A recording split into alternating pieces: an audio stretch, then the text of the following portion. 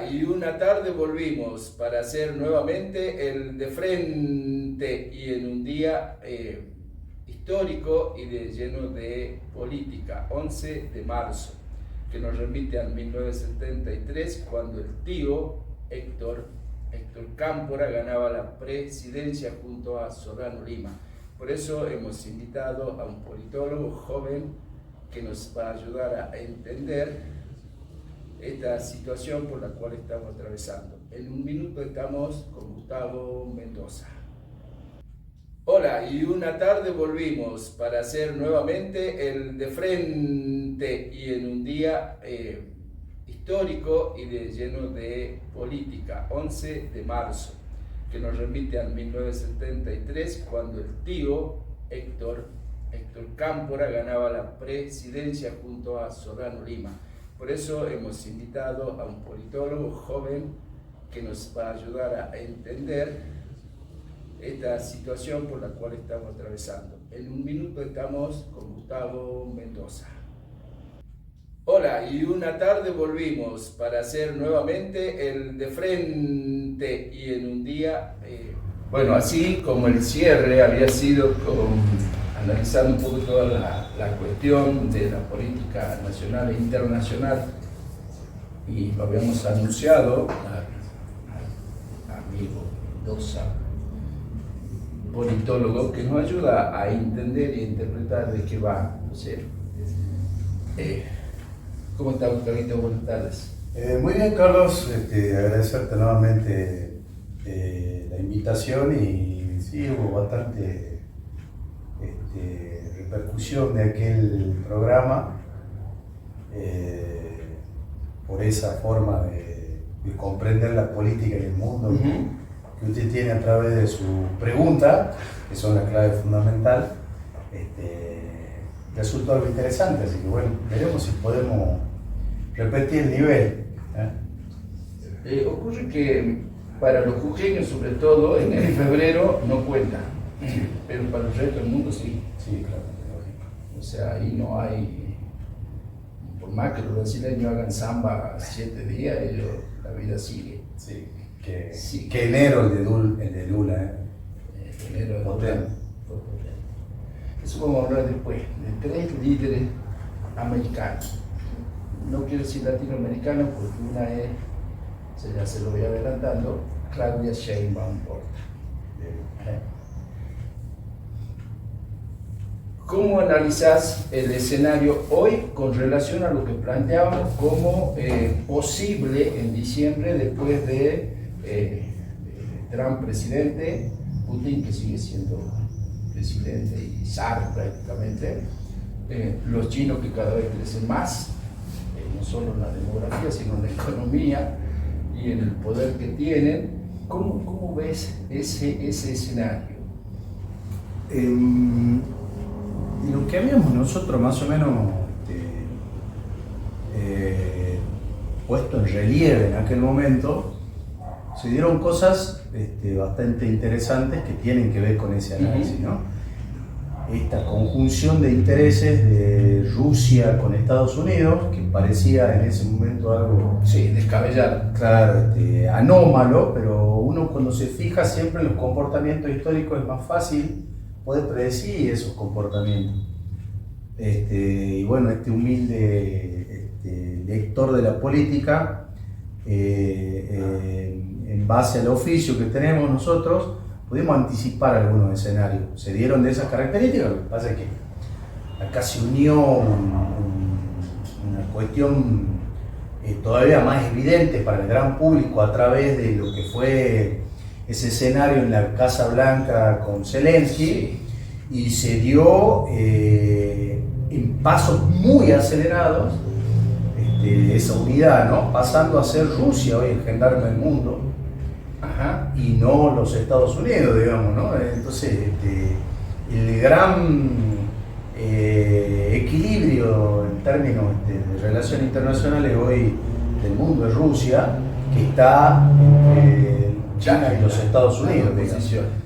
Y donde se incline le va a dar mayor relevancia a uno sobre otro, ¿no? No demasiado tiempo, porque Rusia desde el punto de vista de la posibilidad de sostener conflictos en el tiempo al lado de China, va menguando con el tiempo. China tiene un poder cada vez más creciente. La semana pasada veía que habían presentado, además de múltiples elementos tecnológicos y el desarrollo de la inteligencia artificial que hemos visto hace meses, los aviones caza de sexta generación, y la verdad eso habla de un poderío inédito y de otras características, ¿no?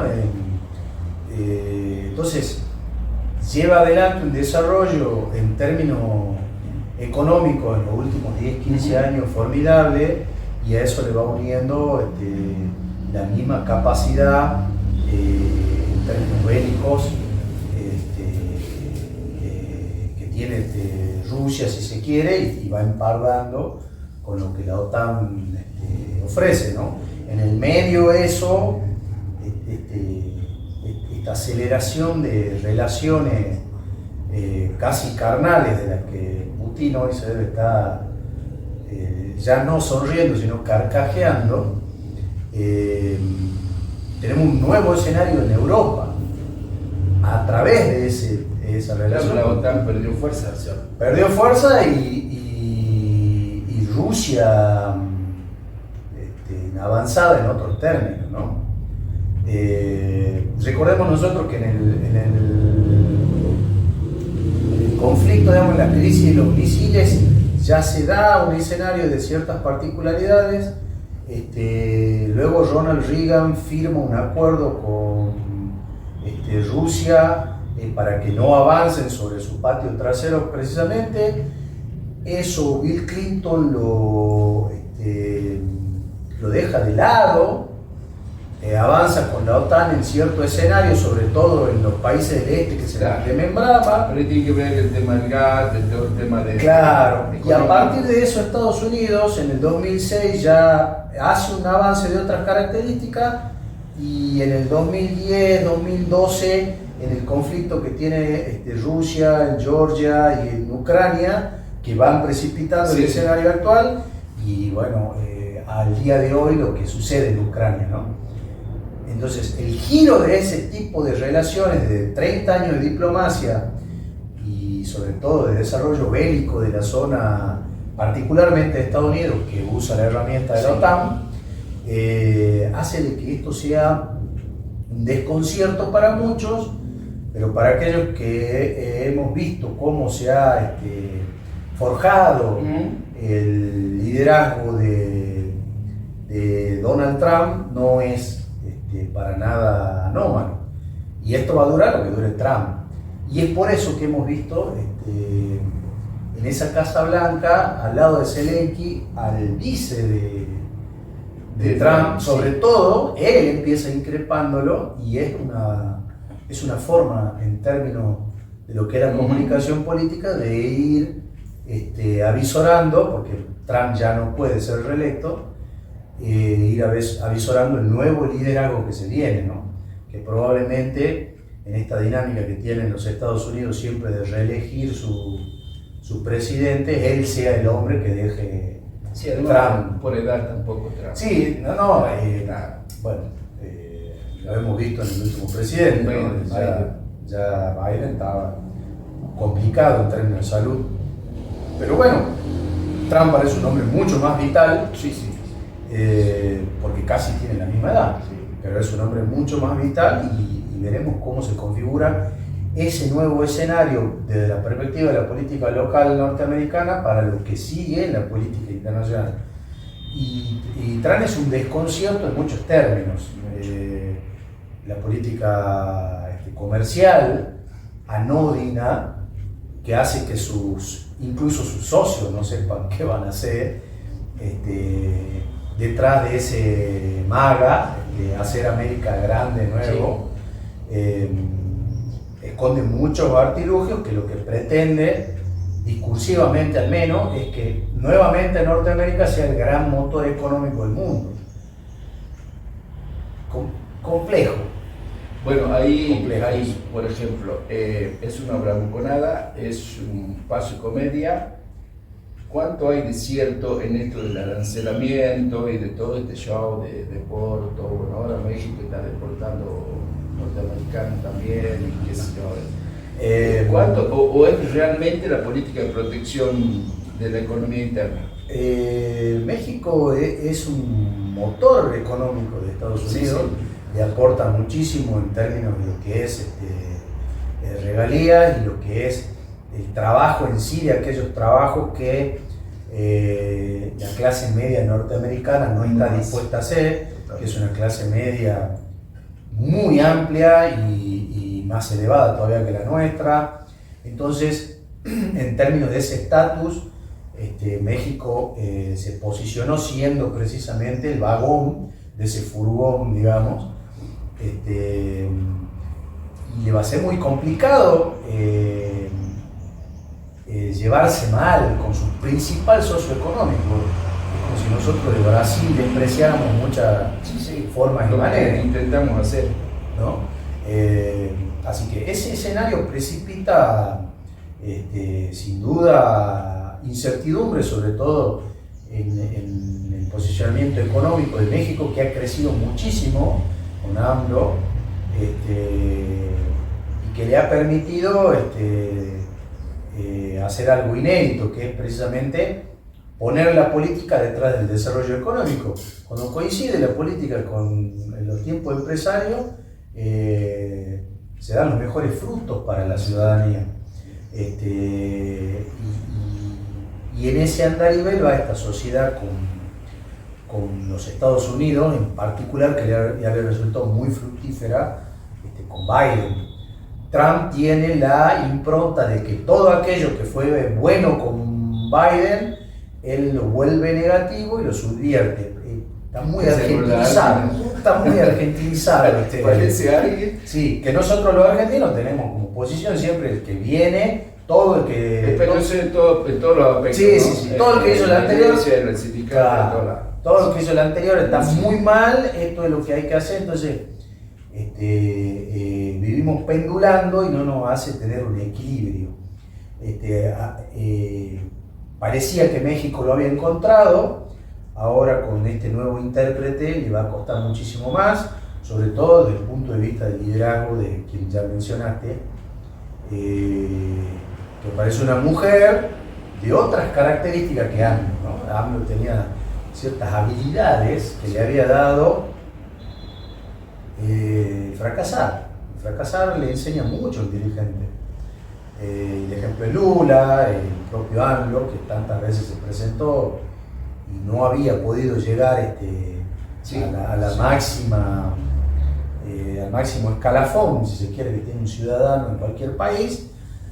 Ella no parece tener las mismas cualidades en esos términos, tiene más habilidades comunicacionales y vamos a ver cómo termina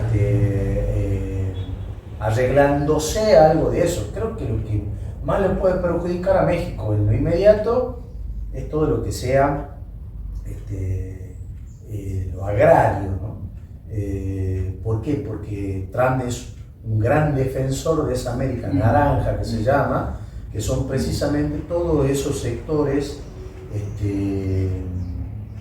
granjeros, farmers, que lo apoyan en su gran mayoría y acaloradamente a Trump, y que a Trump le da ese estilo cowboy que le gusta dar tanto al espíritu de vida americano. Yo he podido participar de la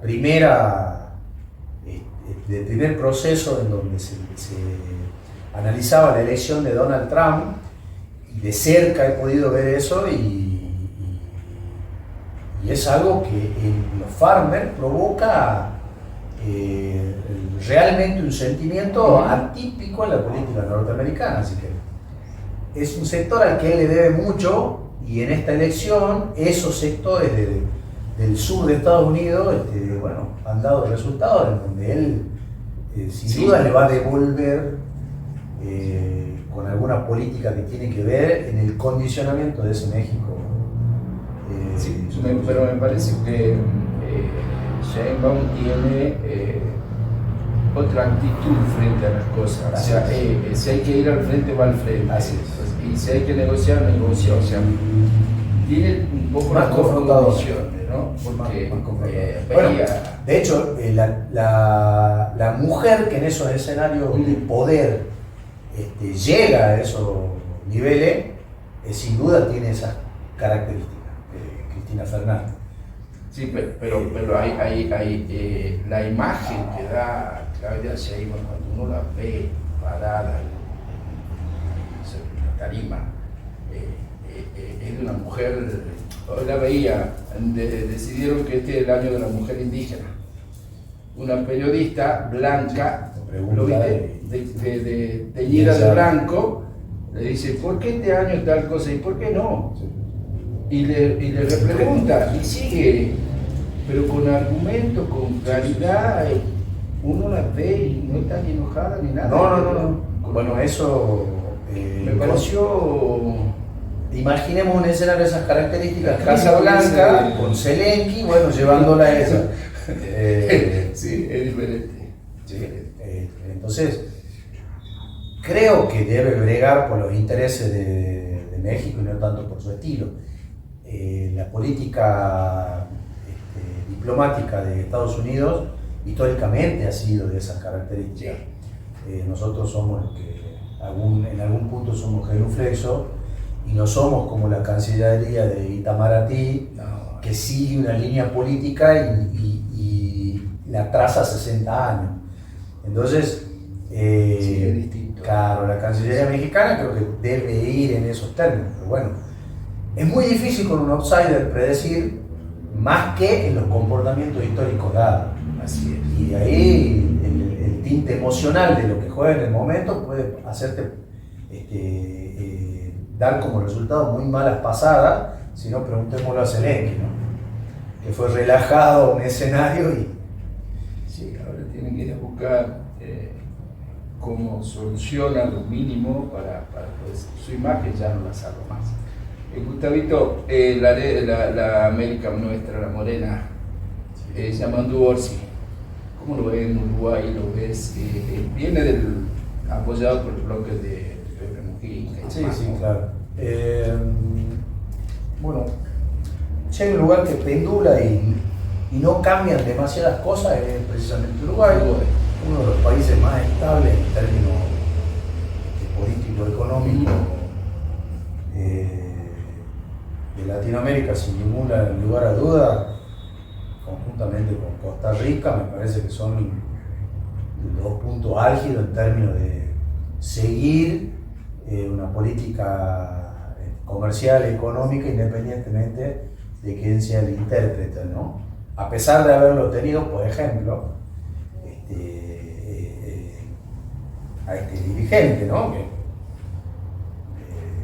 Que ha sido un hombre de armas tomar, y sin embargo cuando dirigió Uruguay, lo dirigió en tono de tranquilidad y de pacificación que no lo imaginábamos.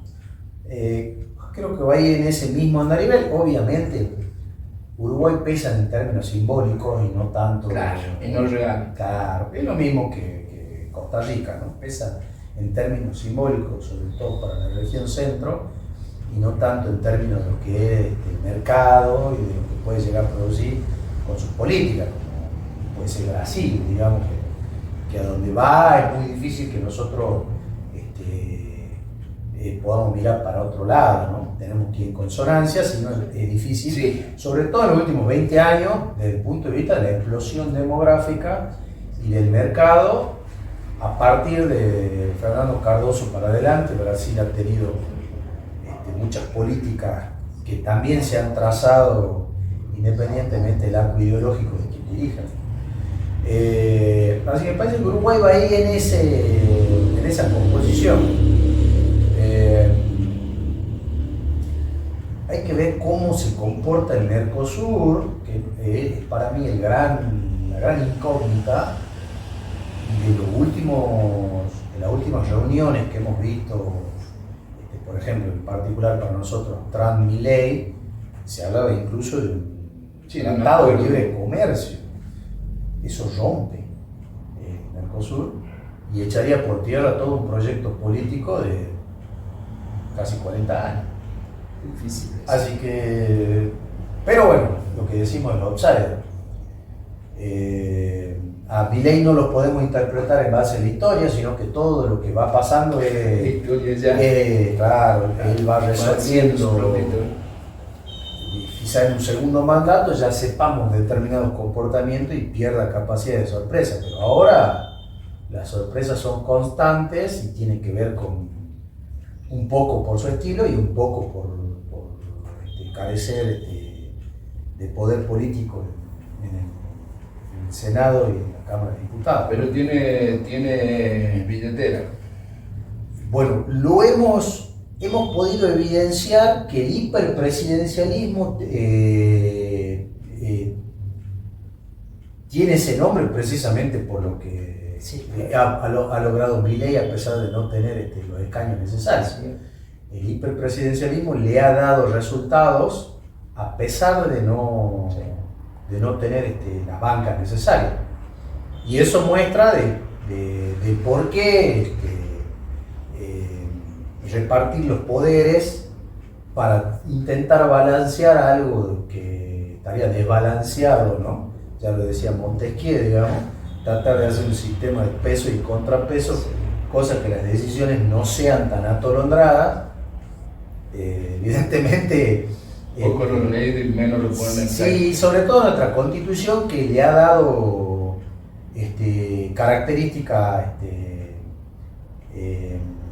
individuales y avanzadas, si se quiere, sobre todo en la región, para aquellos que son regímenes democráticos, y que a través del decreto poder salvar lo otro. Sí. Gustavito, la última. Jujuy lo vamos a dejar para después sería después del 10 de abril más o menos, ¿no? Cuando los candidatos estén definidos. Cuando ya sepamos quiénes son los jugadores que salen a la cancha, Bien, por decirlo. Bien. Hábil usted, bien. Y si ahora ahora solamente van a ser especulaciones diferentes. Podemos hablar, perder tiempo hablando de los discursos del Juli Jorge, de Sadil, de Milei, no que se tiene. La pregunta de Argentina, la última. Hoy leí el decreto del endeudamiento. Sí. Usted que estudió tanto, ¿qué es el orden público económico que hay que mantener? Sí, a ver. Yo no lo veí en ningún libro un poco que leí de economía, sí, entonces cosas, nunca lo vi en ese título. Milei hábilmente utiliza los decretos de necesidad de urgencia y lo único que tiene que hacer es acordar con un par de jueces algunas cosas en lugar de intentar tener número en el Senado y en la Cámara de Diputados. Le sale más barato. No, ¿cómo va a decir eso sale usted que estudió, que sabe todo, pues le sale más barato? Le sale más barato, digamos, le allana el camino. Ajá. En tiempo y esfuerzo. Ahora, tarde o temprano, en tanto la política económica y la inflación y el dólar planchado sigan en los términos en los que estamos nosotros percibiendo actualmente, nada de eso se va a activar. En cuanto no se den algunos mecanismos o procesos y una cosa se dispare o se desarregle, va a empezar a tener ya escenarios judiciales de otras características. Nuestra justicia es netamente tiempista y va a saber tomarle el pulso en el momento y el lugar adecuado. Ahora, la habilidad que tiene en términos comunicacionales está dada precisamente porque a 2 semanas de una gran crisis que ha tenido el gobierno, él ha sabido ubicar temas totalmente diferenciales en otra paleta de colores. Sí, así es. Y entonces estamos empezando a hablar de otros temas y no del tema que le produjo una crisis de importancia. Y es un comportamiento típico de las crisis. Es intentar mostrar más poder del que realmente yo tengo. y con lo cual la crisis puede todavía profundizarse más. Este nuevo escenario que él abre, sobre todo con los dos jueces que intentan meter a la Corte Suprema, y esto que intenta hacer de financiarse con el FMI, le va a dar a él algo de qué hablar diferente y dirigido nuevamente, es decir, donde los temas que se traten semanalmente los maneja el gobierno y donde él tenga cierto control de daños nuevamente. No tanto los jueces, porque estamos viendo de que está medio partido eso, pero creo que finalmente se va a lograr. Y por otro andarivel esto del FMI, que tiene la composición de lo que habíamos hablado en diciembre, al día de hoy era precisamente eso. La relación con Trump le va a permitir a él un nuevo acuerdo de estas características.